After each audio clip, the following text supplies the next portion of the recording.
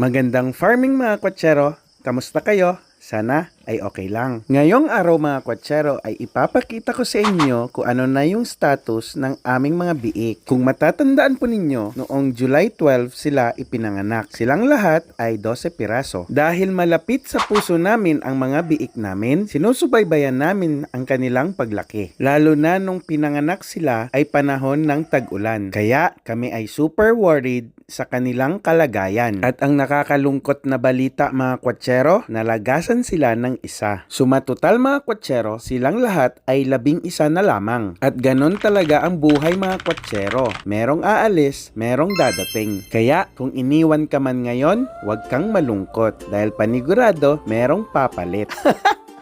Huy, anong akala nyo? Tawa yon? Hindi kinikilig ako. Pero seryoso mga kwatsero, after 30 days, eto na sila ngayon.